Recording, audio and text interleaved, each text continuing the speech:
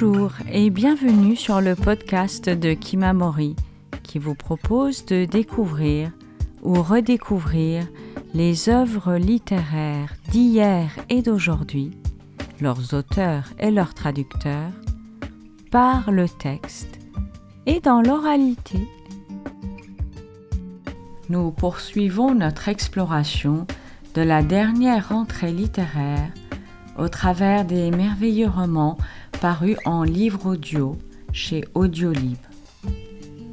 Voici aujourd'hui un 4e extrait, cette fois d'un roman traduit de l'anglais, Les éléments, du grand écrivain irlandais John Boyne. Le livre a été lauréat du prix Femina étranger 2025 et du prix du roman Fnac 2025. Dans sa version originale, le roman avait été publié sous forme de 4 novellas, des romans courts, parus séparément entre 2023 et 2025, qui portaient les titres Eau, Feu, Terre et Air. Le choix de l'éditeur français de réunir cet ensemble sous le titre Les éléments nous paraît judicieux. La chute étant essentielle et réconfortante, qu'il est bon d'y avoir accès lorsqu'on se lance dans la lecture du livre qui nous happe immédiatement. Nous sommes en présence d'une œuvre magistrale qui se plonge dans l'antre de la violence, de sa transmission et de la perspective d'en sortir au fil des générations. Écoutons un extrait du livre audio lu par Marjorie Frantz, Loai Rahman, Audrey Sourdine et Arnaud Masclet. Le roman est traduit de l'anglais par Sophie Aslanid. Audiolib présente Les éléments de John Boyne, traduit de l'anglais par Sophie Aslanid. Lu par Marjorie Frantz, Loai Rahman, Audrey Sourdive et Arnaud Masclet. Eau, en mémoire de Michael Grimley et pour Carmel. Chapitre 1. La première chose que je fais quand j'arrive sur l'île est de changer de nom. Je me suis appelée Vanessa Carvin pendant longtemps, 28 ans, mais avant cela j'avais été Vanessa Hale pendant 24 ans. Et je trouve un réconfort inattendu à reprendre possession de mon acte de naissance, alors que j'ai parfois le sentiment qu'il m'a été volé, même si c'est avec ma complicité. Quelques minutes plus tard, j'en change à nouveau, cette fois pour prendre celui de Willow Hale. Willow est mon 2e prénom, et il me semble prudent de distinguer la femme que je suis aujourd'hui de celle que j'étais autrefois, de peur que quelqu'un ici fasse le lien. Mes parents étaient des gens ordinaires de la classe moyenne, enseignants et commerçants, et certaines personnes les trouvaient présomptueux d'avoir appelé leur fille Vanessa Willow, des prénoms qui évoquent plutôt l'image d'une écrivaine de Bloomsbury ou celle de la muse éthérée d'un peintre. Mais j'en étais assez contente. J'avais une certaine idée de moi-même à l'époque, j'imagine. Ce n'est plus le cas. La tâche suivante consiste à me raser la tête. J'ai les cheveux mi-longs et blonds, depuis aussi longtemps que je me souvienne.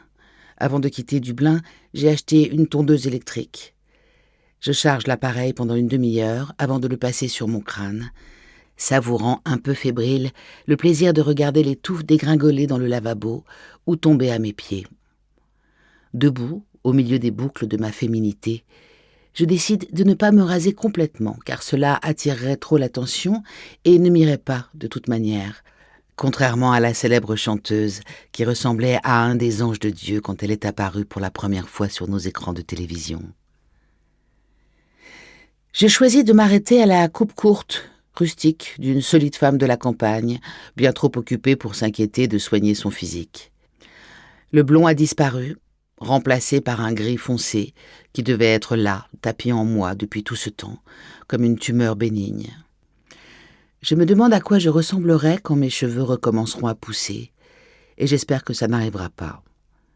Ce serait d'ailleurs plus pratique s'ils y renonçaient tout simplement, avec la même efficacité cruelle que chez les hommes. J'explore la petite maison et je la trouve tout à fait adaptée à mes besoins. Les photos que j'ai vues en ligne ne mentaient pas sur son austérité. La porte s'ouvre sur un salon dans lequel a été aménagée une cuisine. Ou peut-être est-ce une cuisine dans laquelle on a aménagé un salon. Il y a une seule chambre avec un lit simple. Ce sera bizarre de dormir comme un enfant à nouveau. Et une petite salle de bain sans douche. Un accessoire en caoutchouc rebutant est enfoncé aux extrémités des robinets et je le retire avant de le ranger dans un placard sous le lavabo. Le toit doit être sain car le sol en pierre ne présente pas de taches humides causées par des fuites. La simplicité, la nature monastique de tout ceci me plaît. C'est tellement loin de ce à quoi je suis habituée. La première fois que j'ai interrogé le propriétaire, un homme appelé Peder Dooley, je me suis enquise du Wi-Fi. Il m'a dit que sur l'île, un pub en disposait, mais très peu de maisons avaient un accès, et la sienne n'en faisait pas partie.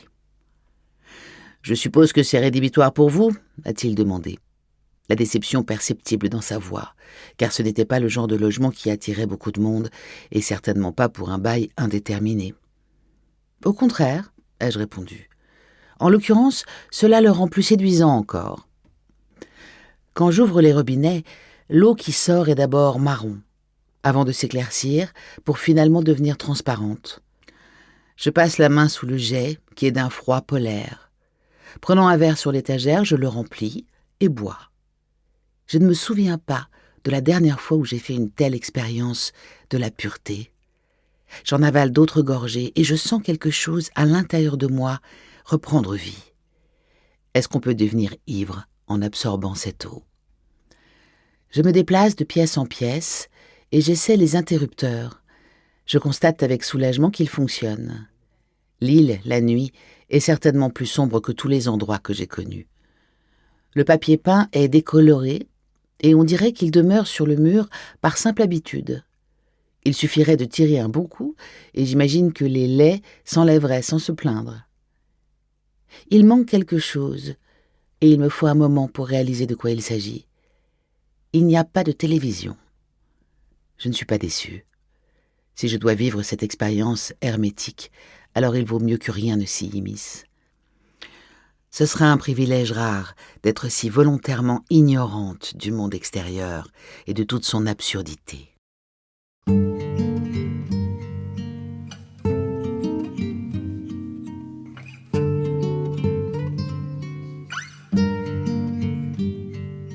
Vous venez d'entendre un extrait de Les éléments de John Boyne, traduit en français par Sophie Aslani. Le livre audio est lu par Marjorie Frantz, Loay Rahman, Audrey Sourdine et Arnaud Masclet. Il est disponible chez Audiolib et accessible sur toutes les plateformes d'écoute prévues à cet effet. Chères auditrices, chers auditeurs, n'hésitez pas à consulter notre site internet kimamori.fr, nous suivre sur les réseaux sociaux et nous serions très heureux de vous voir rejoindre notre communauté de lecteurs en adhérant à notre association.